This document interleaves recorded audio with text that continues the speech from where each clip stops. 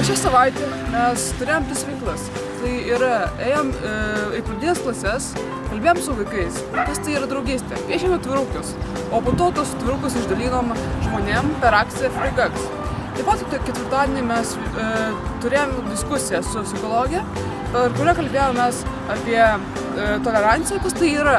Žiūrėjom taip pat filmą Čia mūsų namai, kuris atspindėjo toleranciją Lietuvoje.